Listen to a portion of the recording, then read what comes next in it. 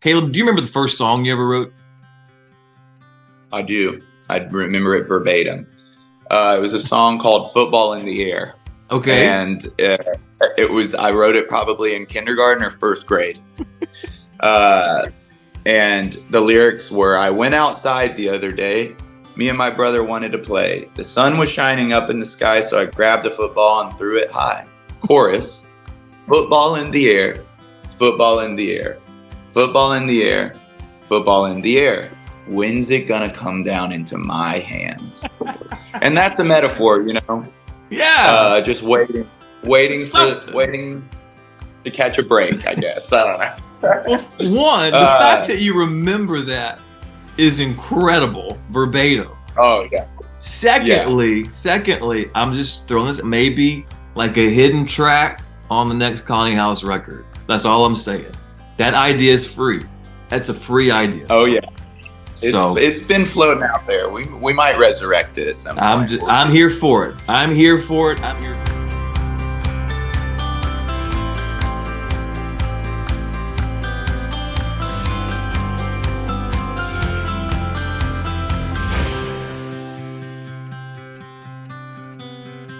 We're today on Behind the Tunes with Caleb Chapman, live from the Visible Music College studios. Caleb's from Colony House. Check him out at colonyhousemusic.com. Caleb, thanks so much for being here today, man.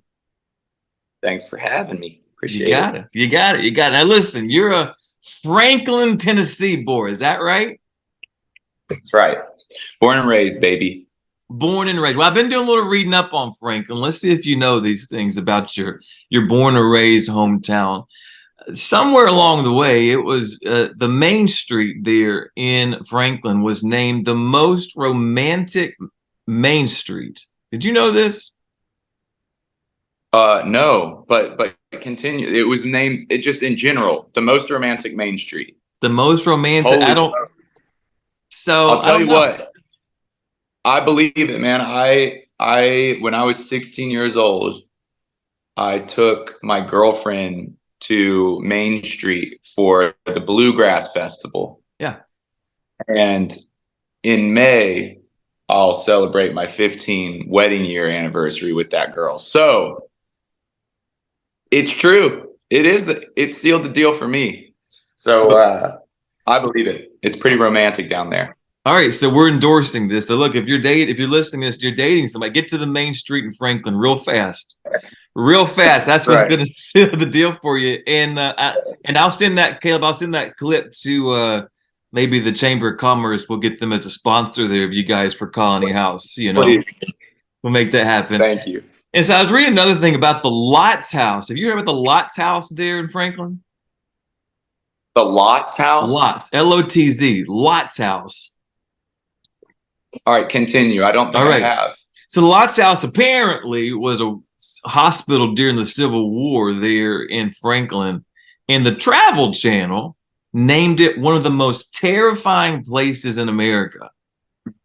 Mm.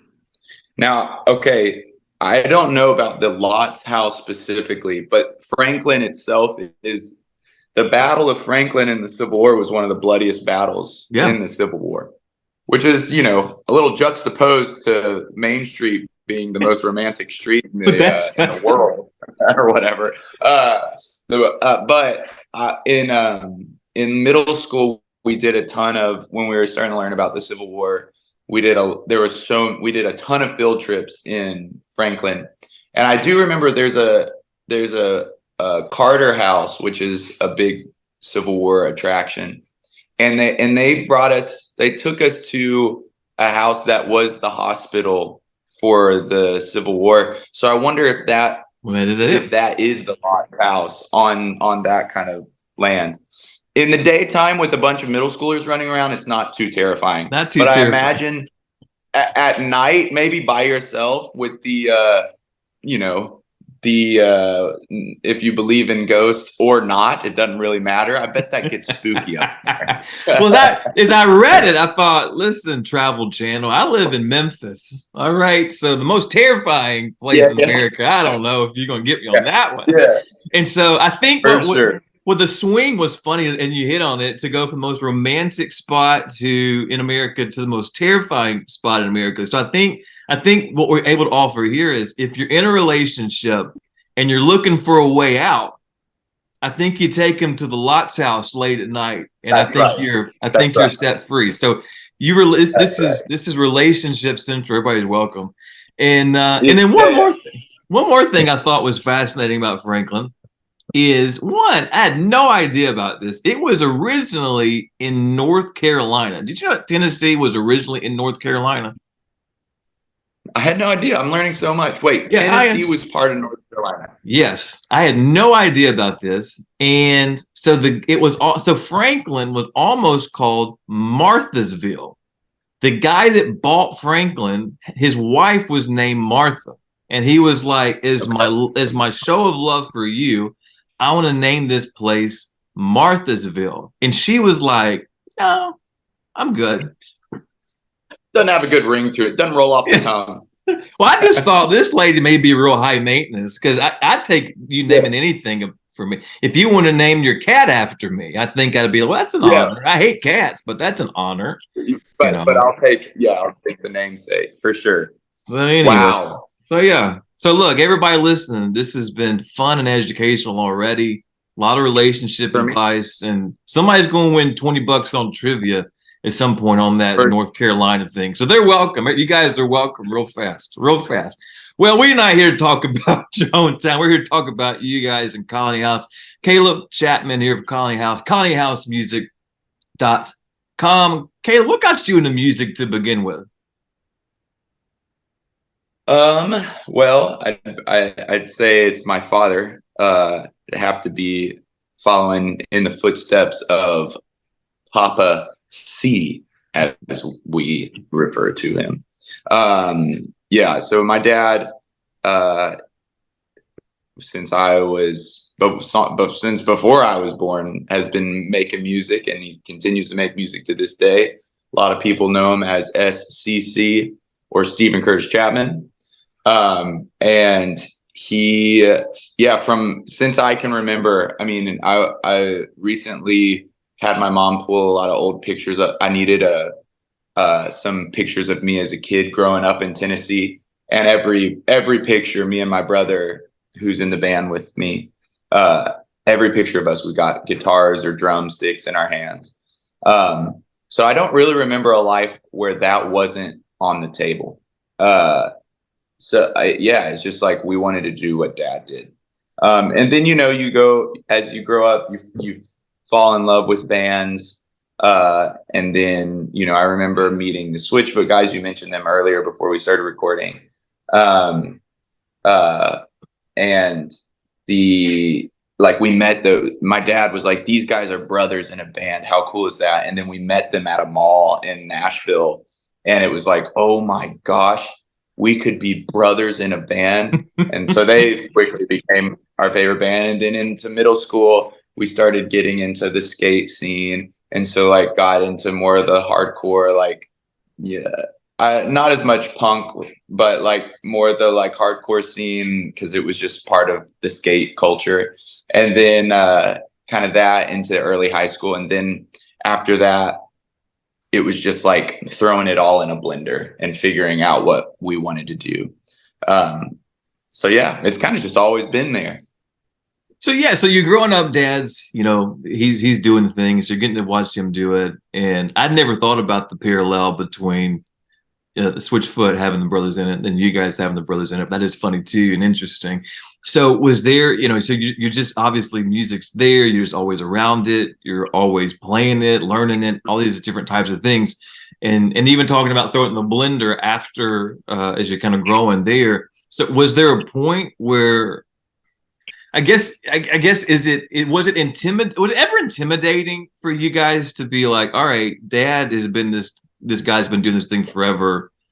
Do we want to try to step into this and do it ourselves? Yeah. Oh yeah. There were some heartfelt conversations between me and my brother and my dad. Dad never discouraged or encouraged it in any weighted capacity. It was always just like, if you want to do this, go for it. It's a lot of work and it takes a lot of dedication. And if you're not 100% sold out on doing this, there's a million kids who will step in and take your place, you know? That was kind of the advice of like, there's, you know, it is a labor of love as much as it's something that is awesome that we get to call a job. It has, it takes its toll in certain ways. But, you know, recently, it actually just reminded me I need to text someone back because I got a text from someone who I really admire as a songwriter. His name's Tom Douglas, and he's written some of the biggest songs in the world, in the country world, like "The House That Built Me," that kind of stuff. Like, and he just texted me. We wrote a song together recently, and he texted me about.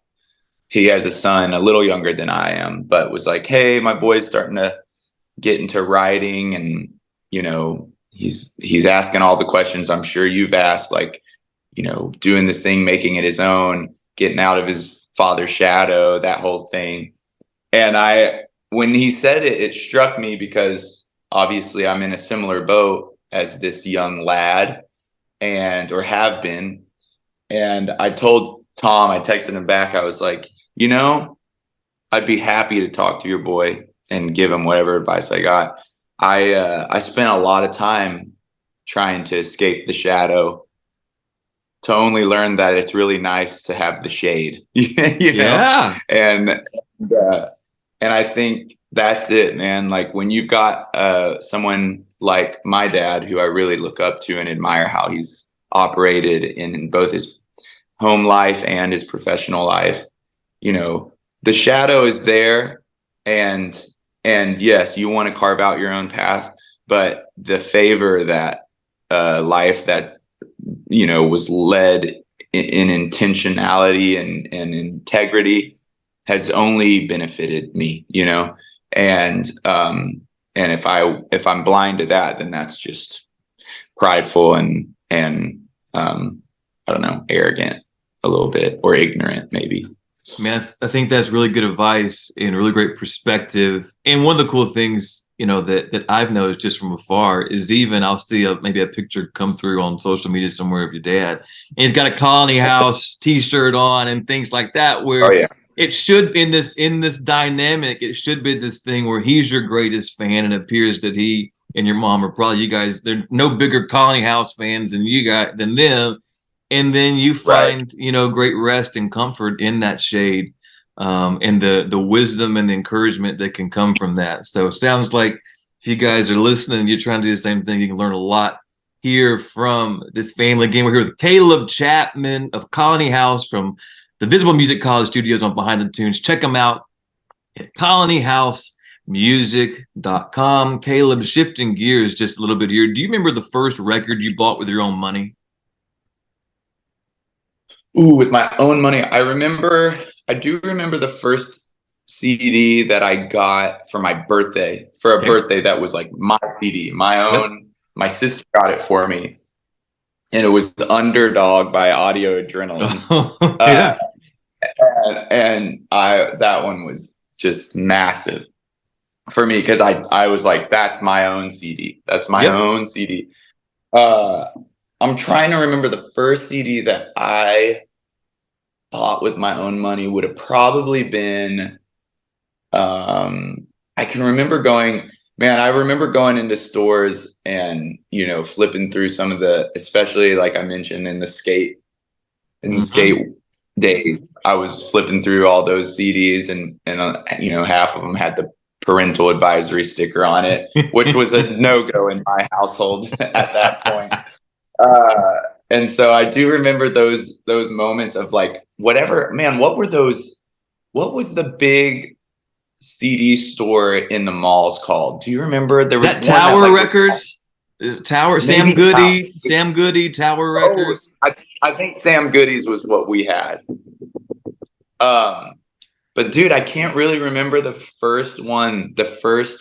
I can almost see the transaction, but I can't see the CD. You know, I can remember the transaction, but I can't make out the CD. I'm like, it was probably some obscure band. Like, part of me thinks it was this band called Fall of Troy, Hmm. which was like probably did have a parental advisory sticker on it. No, that band, but like it was something like that, some hardcore band, I think. Side note, which I'll jump on that. The younger generation, bless their heart, they don't know the joy of what it was to go to those Tower Records and those Sam Goodies and whatever, and just peruse through those CDs Oh yeah, for such a and then long have the time. little like have the Yeah. little listening station. Listen, That's so good. side note again is I remember the funny thing in like the Christian bookstores is they would sell those Yeah. tracks that you could sing along with in church at that time. Oh And yeah. being there with your family and like they've got the headphones on because they're trying to pick out a track. And those, for whatever reason, the Christian bookstores were always so quiet. I don't know why that was, but Oh, like for sure. going and asking like Like, whoever you felt who like you were in church a little bit. That's right. Don't be too loud. And going and asking whoever's got those headphones on a question, but because they've got music in their ears, like yelling, they're like yelling at you. It's like, quit yelling. Yeah, it's Michael W. Smith. I think I'm gonna go. It's good. Oh man, y'all younger. I got to build a store just for like people to be able to come and just do those things. But anyway, moving on. So Audio Adrenaline, maybe Fall of Troy, one of those. Mom or Dad, if you're listening, it wasn't Fall of Troy. There was no sticker on it. Everything's fine. Oh. But with that in mind, so who were your influences musically growing up? Well, of course, we'll go with the obvious of my dad. Yep. Being number one. Then, of course, Switchfoot, as this is chronological order. And in the early days, we were just inundated with with Christian music. With my dad being who he is, like we would just get the boxes of all the albums coming out, all the CDs coming out, and that was our world. And then somewhere in middle school, when my dad was talking about kind of classic artists, he realized, oh my gosh, I haven't introduced my kids to. He was talking about. I remember, I'll never forget. We were on our way to Kentucky to, I think, visit my dad's family, and he was talking about this song by Michael Jackson. This song called "Beat It," and me and Will were like, I don't know what you're talking about. And he was just he literally was like, I have failed you as a father. And he pulled over and he went into Walmart and bought the greatest hits of Michael Jackson and also the greatest hits of Eddie Van Halen. and so that became kind of what, for the next probably year, it was Michael Jackson and Eddie Van Halen of just that is everything. This is musical genius.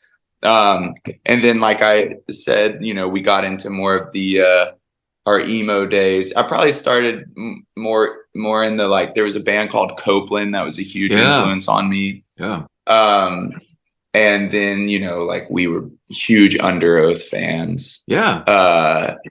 And all those bands were just in that late middle school, early high school. That was everything, I could go there. That was a whole universe. Yeah.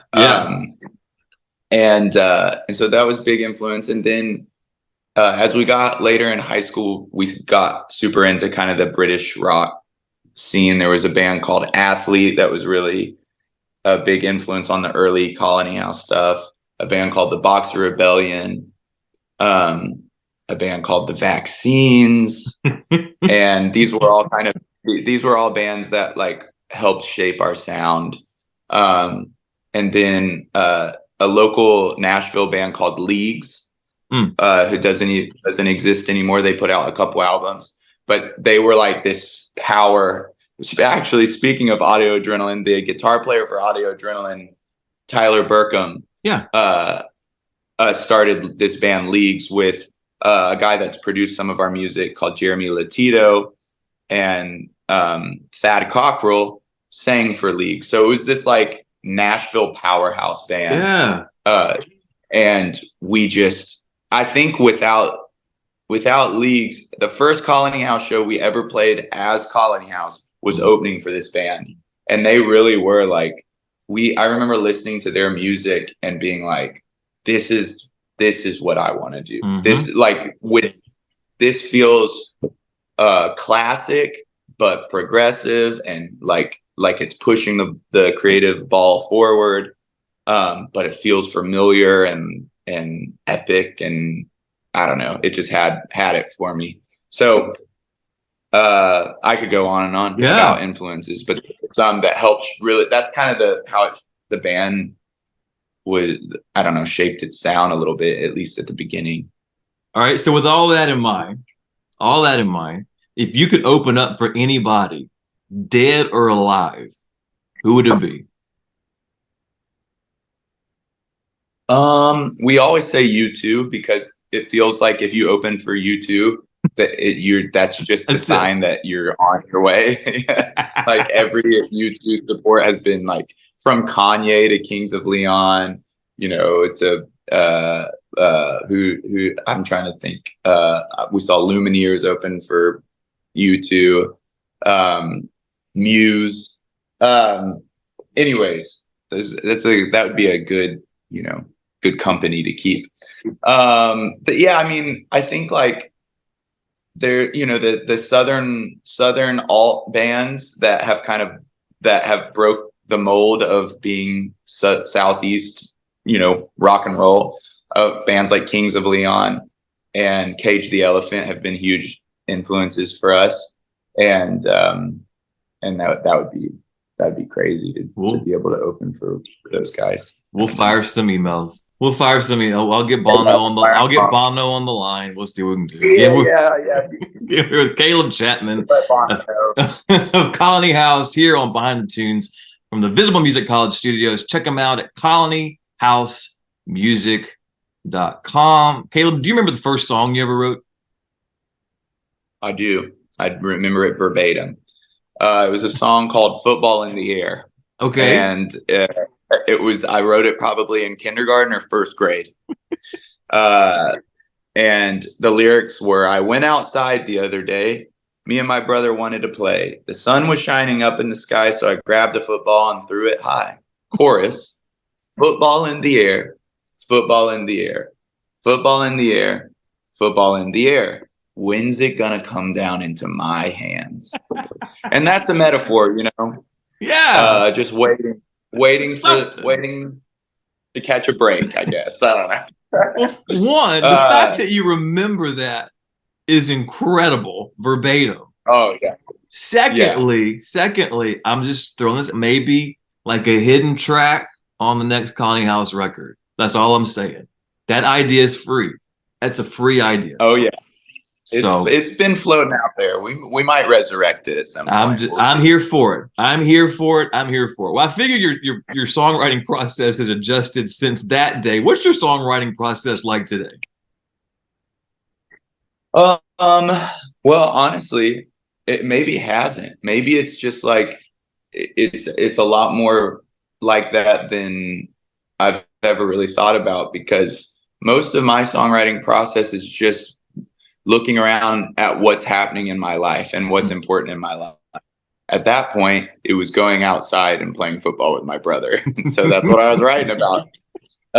These days, I got family, I got a wife and kids. I have friends with wives and kids. And I think you look around and there's a lot of heartache. There's a lot of celebrating, dealing with your own career and your own personal stuff. There's a lot of insecurities. I always joke, but it's not really a joke. It's like the easiest thing to write about are the things I'm insecure about, because it's kind of like journaling, you're just those, it's a lot, maybe like, it's kind of like, it's a lot easier to complain about something than it is to be grateful for something. Yeah. We find ourselves like, there's a million podcasts out there that are saying like, hey, take a moment to like voice what you're grateful for, because we don't naturally do that. We naturally kind of look around at all the things we don't have, or Yeah. we aren't satisfied with.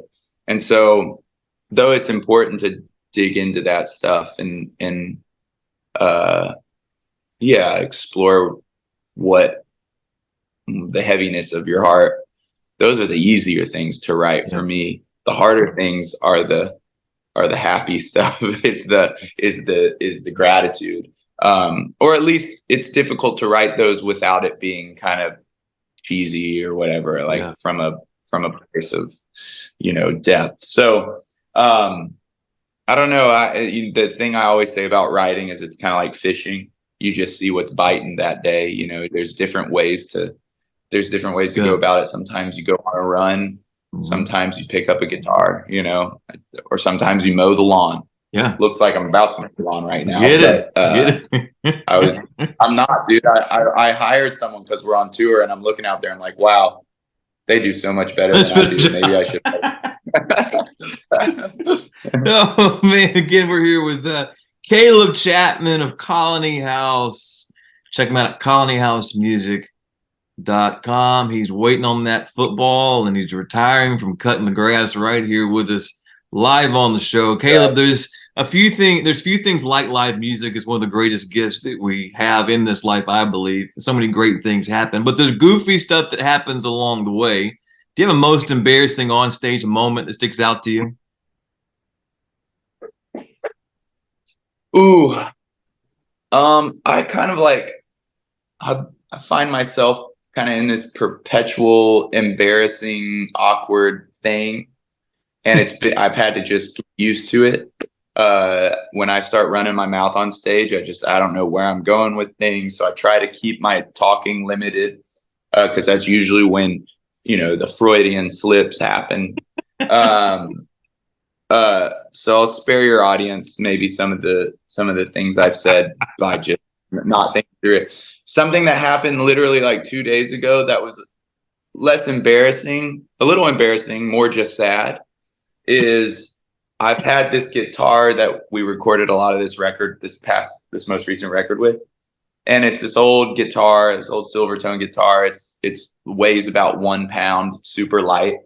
And somewhere along the way, I started at the end of our show just chucking it up in the air as high as I can, and then catching it is the idea. And I've never dropped it. I've probably thrown it over 50 times, never dropped it until 2 days 2 days. ago. And I threw it, and I threw it kind of behind me, and I went to catch it, and Scotty, our guitar player, was kind of bent over, and I didn't see him, and I had a little pass interference, and and I missed the guitar, and it just fell off the front of the stage. I mean, I probably threw it 30 feet in the air. I mean, I chucked it. I chucked it, and I might be giving myself 10 feet, maybe 20 feet. You're a fisherman. It's fine. It took a tumble, and it's not quite the same, but it still plays. So that was a little embarrassing. I had to swallow my pride a little bit because I'm no longer batting 1,000. Yeah, I'm flawed. I'm a flawed guitar tosser now. man, that first song came to life for you the other night. The ball came down Yeah. and it just missed your hands. That's all right. That's all right. You'll bounce back. We believe in you. Again, wrapping up here with Caleb Chapman of Colony House. Check him out at colonyhousemusic.com. Caleb, I like to end with a little rapid fire. You got your game face on? I'm ready. What's your favorite junk food? Oh, probably if cereal counts, that's up there. Just sugary cereal. And then I'm a big Snickers fan, and my favorite, probably my go-to, are the watermelon Sour Patch. Oh, all right. They're Sour Patch Kids, but they're shaped like little watermelons. Yep. What's your favorite ice cream flavor? I think Moose Tracks. Yeah. Can you name one of the 7 dwarfs? Oh yeah, I might be able to name them all. But Dopey, I was Dopey for Halloween one year. In the movie about your life, The Caleb Chapman story. What actor would play you? Um, I would say my wife kind of gives me credit that I've kind of got Leo vibes, a little Leonardo DiCaprio. Oh, So he wouldn't be bad. it's I a good take wife. Leo. Yeah, I take the other, Christian Bale would be pretty cool. good choices. I'd be into Christian Bale. It's encouraging. I think I would. He doesn't have my vibe necessarily, but I love Casey Affleck. I think he would be a rad person. I would be like, dude, that guy's got something. He's got magic in him. What's your favorite board game? Board game. Let's go with. Have you ever played Boulder Dash? Yeah, I don't know if it counts as a board game. it counts. Okay, Yeah. It's a good got one. fond memories tied to Boulder Dash. What was your favorite cartoon growing up? Probably Scooby Doo. Mm, Either that or classic. Tom and Jerry. Mm. Classics. Yeah, I love a good classic. Would 12-year-old you think that you're cool today? I think so. Yeah. 12-year-old me. I think so. I think he'd be like, you're doing the thing. You're doing the thing you wanted to do. Yeah. Well, that's good. And last but not least, something you hate that everyone else loves. Yeah, I think it might be mint chocolate chip ice cream. You don't like I know it. that I don't know if everyone else loves that though, but I know it's pretty popular flavor, and it's tough for me to get past the idea that someone back there in the back making some vanilla ice cream wanted to pull a prank on someone and just took out the Crest toothpaste and was like, That's right. and then started stirring it up in there and then put it out. And someone was like, oh, that's kind of an interesting color. I'll take that. And then they licked it and they're like, the guy's like ready, like, oh. And the person's like, this is delicious. And it's like, it's a prank gone wrong. The prank gone wrong. Yeah. It's accidents. Yeah. It's accident. I don't know. Oh, I love it. That might be it. That's fair. I can receive that one. Again, he's Caleb Chapman from Colony House here on Behind the Tunes from the Visible Music College Studios. Check him out at colonyhousemusic.com. Caleb, thanks so much for being here today, man. You've been a ton of fun. Thanks, dude. Same. I really appreciate it. We'll catch you down the line.